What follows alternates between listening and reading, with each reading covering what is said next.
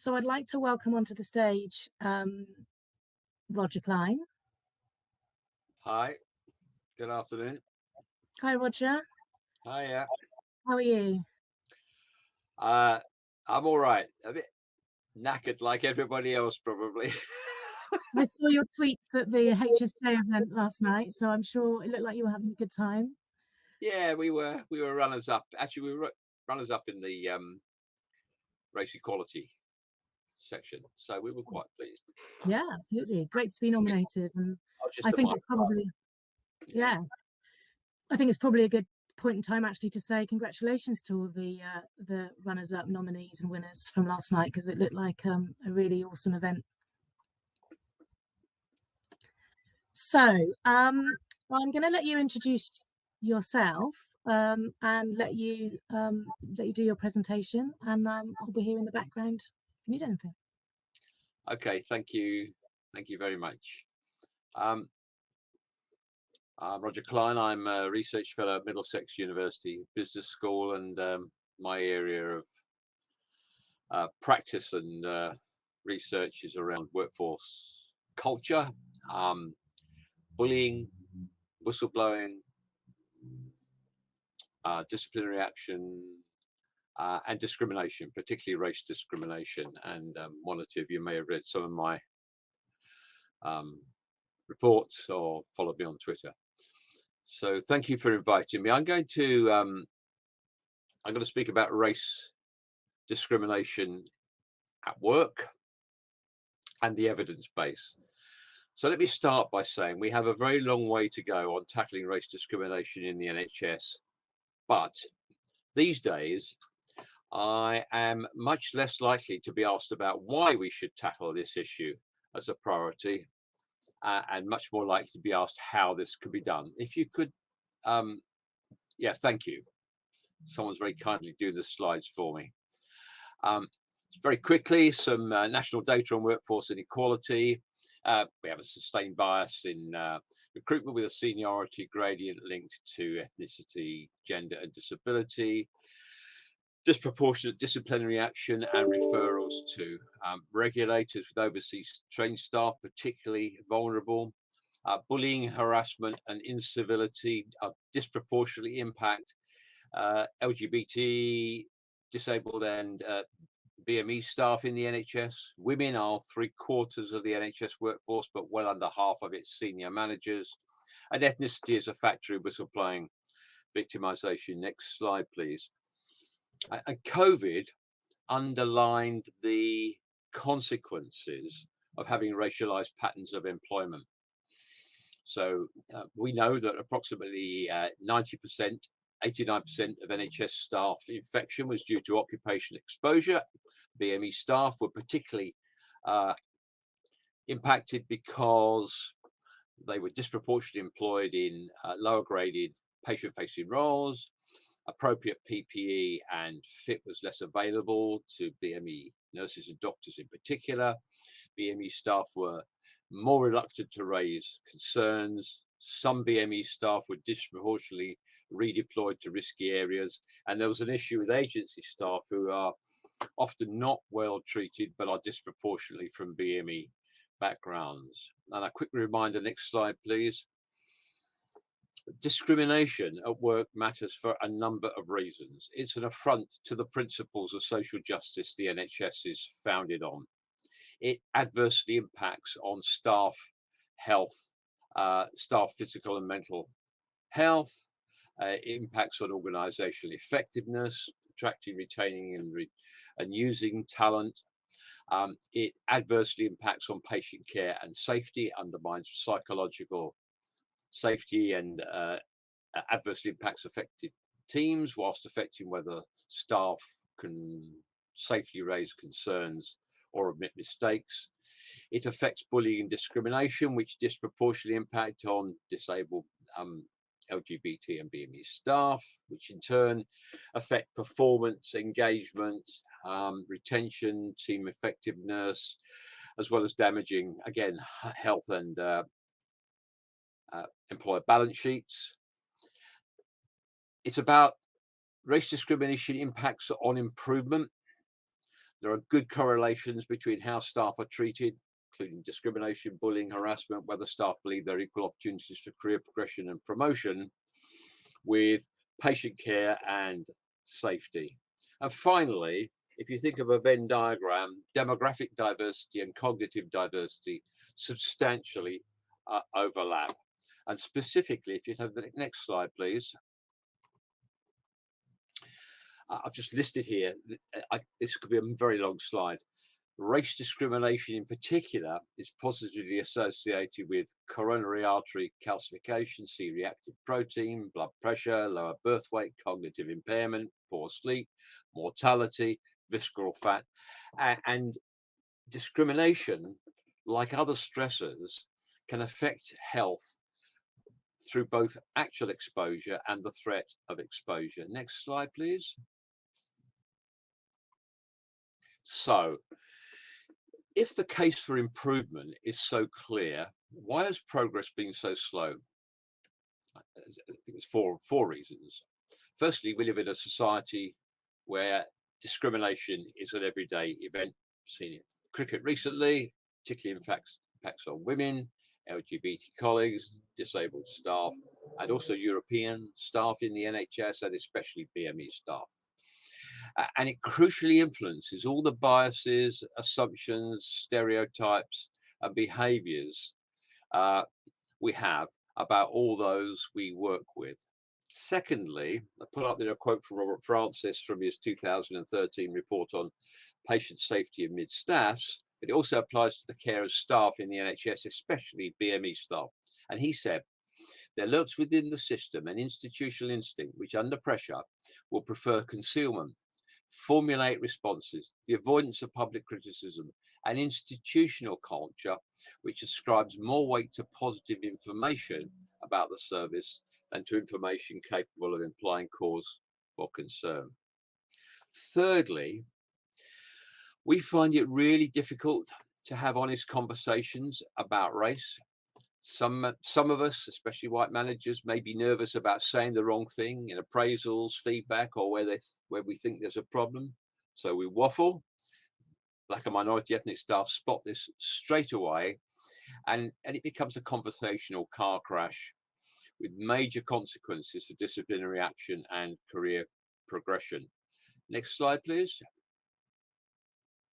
Finally, and I think most significantly in terms of addressing the issue, the approach the NHS has used to bring about fair and effective treatment of staff on bullying, discipline, whistleblowing, recruitment affair, and career progression doesn't work. We've relied too much on a mix of policies, procedures, and training to change culture and outcomes. But research is really clear this mix will not work in isolation and will never do.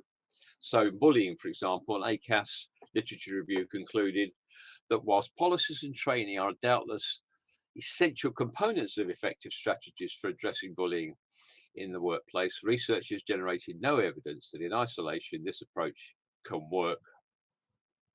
Same applies to recruitment and career progression.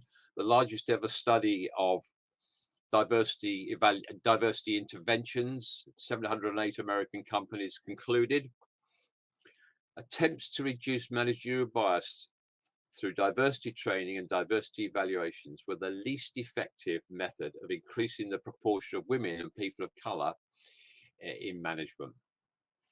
And training, including unconscious bias training, may well improve our cognitive understanding, but there's remarkably little evidence that impacts on decision making, as the EHRC literature review confirmed.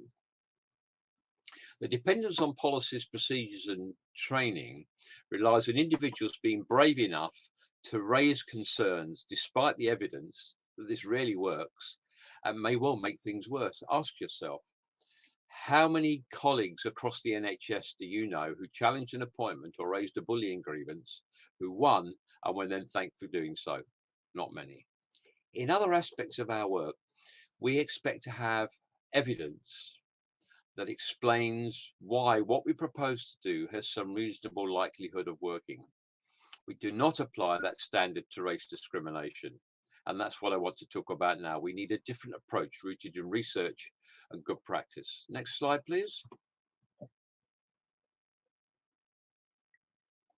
This summarizes, I'm not prepared to take you through in detail, but this summarizes many of the hundreds of ways in which bias impacts on recruitment and career progression, how jobs designed, how it's advertised, the impact of informal and unstructured processes, the effect of the ubiquitous tap on the shoulder that, for example, fills stretch opportunities, selection tests, the way in which affinity bias and conformity bias affects panels, how cognitive shortcuts lead to bias under stress at the end of a long day, how panels confuse confidence and competence, and how references and CVs are written is likely to be biased, and how they're read, and how feedback and appraisals often compound bias. I'll give you a couple more examples, if I may. Next slide. So Norton and colleagues reported that when a man had more experience, people tended to choose the man because he had more experience. But when the man had more education, people again chose the man, this time because he had more education. Both education and experience counted less when women had them. Shelley Carell found that in assessments, the performance of women and Black and minority ethnic staff, when objectively equal to that of their white male counterparts, was judged as lower, both when individuals evaluate themselves and when they evaluate others. Greenhouse and colleagues found the achievements of Black managers were more likely to be attributed to help from others rather than their own ability or effort than were the achievements of white managers. And I could go on. There's a research consensus on the approach that we should take to address these issues. So the next slide, please, summarizes those. That policies, procedures, and training and isolation won't change culture or decisively mitigate bias. That we should instead focus on debiasing processes, inserting accountability, and developing inclusive leadership. We should pay attention to bias at each stage, for example, in recruitment and career progression, using evidence interventions. We need to get the balance right between motivating people to do the right thing, mandating them, and giving support and challenge to frontline managers. We need to understand that simply improving representation without having an inclusive environment will not bring about the sustained benefits that it could. This is about improvement, not just about compliance. And last of all, we need to avoid the sorts of silver bullets that the NHS, in my view, has been obsessed with in recent years. If you have the next slide, please. So research strongly suggests that if we combine debiasing processes with improved accountability, and we underpin it with the assumption that on average, over time, the outcomes for men and women, for white and BME staff should be about the same, we can make real progress. And I've listed there 4 of the key sorts of interventions that trusts should make and which some trusts are now starting to make.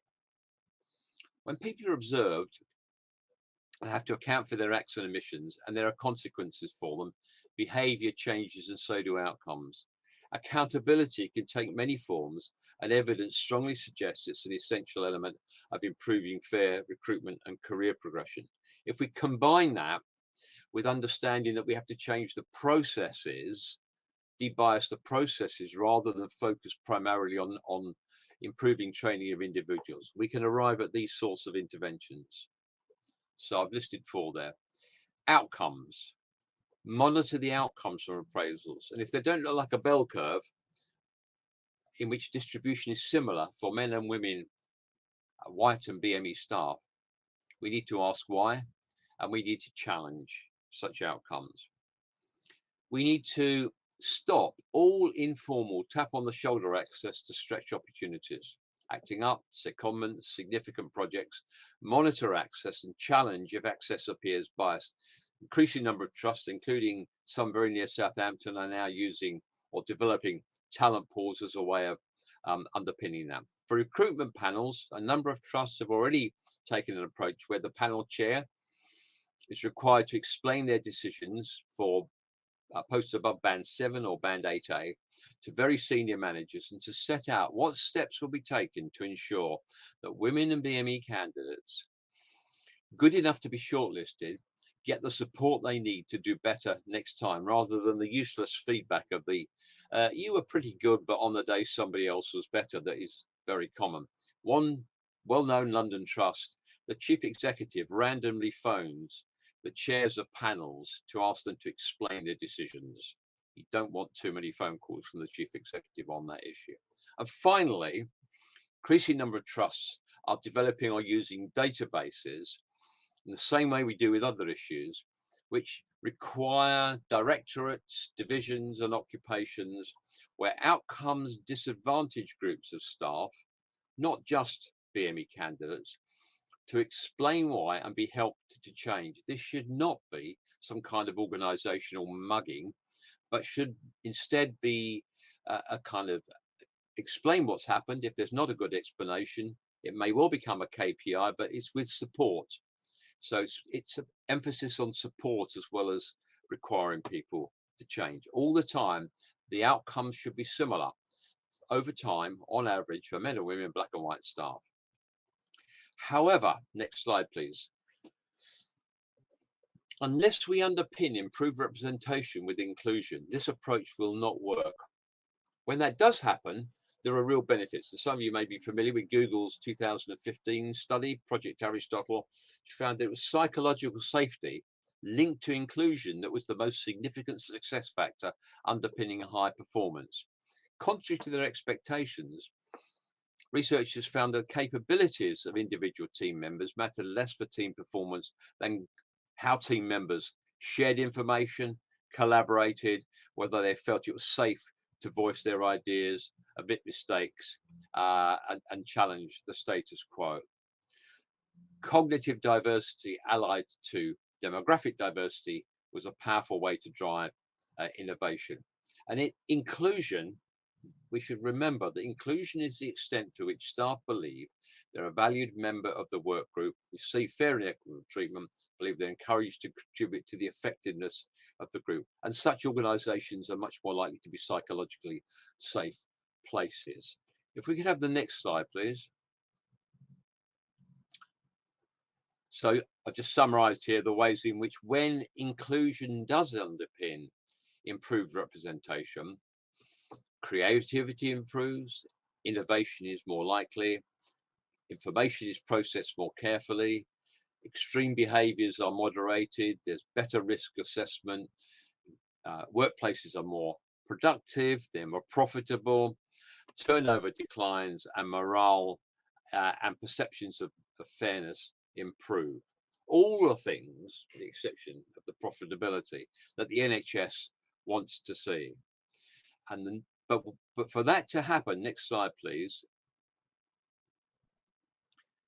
it's crucial that something else has to happen. Leaders at every level, so not just the board, but all the way down to frontline managers who we need managers who understand and reject discrimination, because they make a fundamental difference to whether we gain sustainable outcomes on diversity.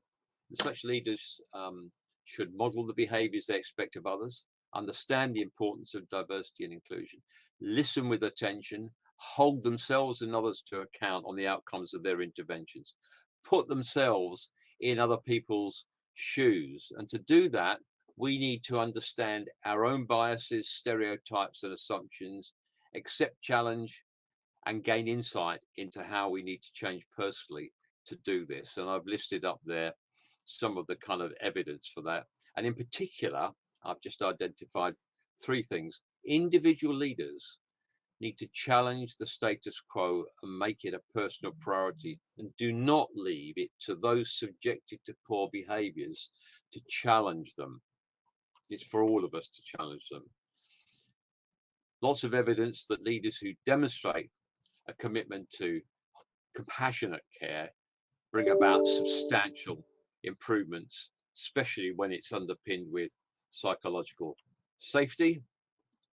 And relational intelligence is as important as rational intelligence in bringing about effective teams and the sorts of outcomes that we need. If we can have the next slide, please. So this is a quick snapshot of some. I looked at your recent reports. On a number of issues, it seems to me you have made significant progress, but like all trusts, there is much to do. Your overall outcomes on recruitment are actually better than average, but there will be a challenge to sustain that. There's still an ethnicity gradient. Proportion of BME staff who do not think there are equal opportunities for recruitment and career progression is twice that of white staff, and it's 3 times more likely BME staff report discrimination at work from a manager or colleagues than white staff do. And I'll just put up there that we're not just interested in race discrimination when we look at discrimination, because there's a lot of commonality, shared problems and shared solutions when we look at other strands. Somebody mentioned neurodiversity earlier. There's issues around the gender pay gap in your organization, which is significant. Higher proportion of eligible men compared to eligible women receive bonus payments. And there are issues around disability. And finally, next slide, please. There's much talk about allyship. And I know the next speaker is going to talk about allyship, so I'm just going to sort of make some brief comments about it. It should start with the fact that those of us who've been advantaged by discrimination, such as myself, may find it hard to accept that we have benefited and may have unintentionally contributed to it. As a white man, I've benefited from several thousand years of positive discrimination, and that risks me being defensive when I'm challenged, particularly about race. My life experiences are different to that of Black and minority ethnic colleagues. In fact, different, obviously, to colleagues who are female. For example, I've never been to an interview that didn't have a white man on the panel. NHS discrimination is subtle. It's often unintended and harder to prove, but no less real and damaging. We do get blatant racism, but most discrimination takes the form of multiple small incidents, microaggressions, which may be hard to prove, but are cumulatively toxic. So we have to tackle racism as well as racists. And I suggest in closing 3 principles that should guide our work. Firstly, as I said before, tackling discrimination is not primarily the responsibility of those who are subjected to it. It is the responsibility of all of us at every level. Secondly, we have to find ways to develop the confidence to challenge poor behaviors in the moment, at the time when they happen, not to provide sympathy afterwards, and that's not always easy. And finally, we must stop doing things as organizations if we have no idea as to whether they will work. We don't do that in any other aspect of NHS work. We have to stop doing it around EDI and particularly around race. We have to adopt an approach specifically to in recruitment and career progression, but also in other aspects, based not on good intentions, but on the evidence of what is most likely to work. And I'm going to leave you one last slide, please, which illustrates how one chief executive illustrated what allyship means in practice. Thank you very much.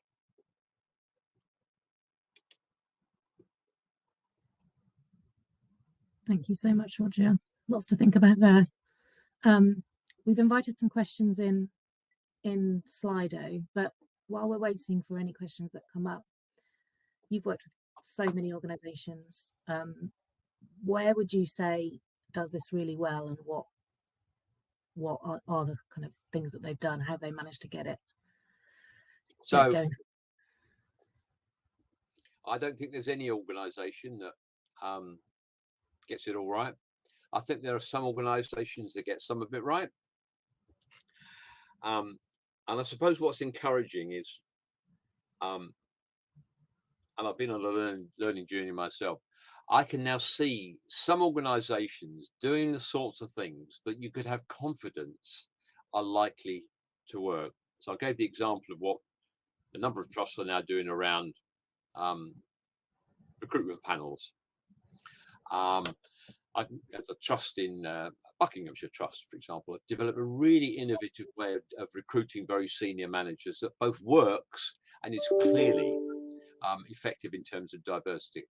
Another trust transformed the way in which it recruits nurses to remove the future line manager from the bulk recruitment of nurses, and at a stroke transformed the diversity of who was recruited, exactly as the evidence would suggest. There's a number of trusts now building databases to use in exactly the way that chief medical officers and chief nurses use, to both as improvement tools, but also as tools for holding colleagues to account, not beating them up, trying to sit alongside people, but saying, this is going to change, we're going to help you to change it, but it does have to change. And then there are smaller, there's some organizations building some really effective talent pools, approaches to stretch, formalizing stretch opportunities, and so on. So, and in fact, in the Southeast region, on their website, on the regional website, I'm constructing, which is going to be launched in the next 2 or 3 weeks, the beginnings of a repository of good practice on career progression linked specifically to race, but of use more generally. There is now enough good stuff. We know what we need to do. We just have to do it. We have to stop doing things because somebody else down the road is doing it. Accidentally, we will sometimes do the right thing, but that's not a very good way of doing things. So I've just got a couple of questions, although we've got not much time left. So one of the questions from Tanya Scott is, as a white male, what has been the most profound experience you've had that changed your outlook on EDI? I think it's my parents. My parents were Jewish communists, and they had a lot of black friends at the time when that was not usual on the council estate where I was brought up. So I kind of, from a fairly early stage, I had some awareness that I couldn't understand racism. So that was the first big thing. And I suppose the second big thing is my wife is black. My children are mixed race. My grandson, who you can probably just about see behind me, I walk him to school every day. He's mixed race. And the things that change people, there may be small things, they're often personal things that make you see the world in a different way. And I think lots of people have gone through those things, more so actually in the last couple of years with Black Lives Matter. And the same sort of thing's been happening with the Me Too movement. And I think people are starting to see some connection between their personal experience and what needs to be done at work. We've got a long way to go, but as I said at the very beginning, I get asked much less about why should we prioritize equality than I did 2 years ago, and much more about what should we do. And I think that is a step forward, although on the ground, there's still much to do. Yeah, of course. Thank you. So James, I know you've posted a question, but we might well cover that in the next couple of sessions, if you don't mind. So thank you, Roger. I really appreciate your time. Thank you for preparing your presentation. And the work that you've done on the most recent publication, No More Tick Boxes, has been really useful. I know for us as an organisation and wider. So thank you. Really appreciate that. Thank you for inviting me. It looks a really good day. So well done. Thank you.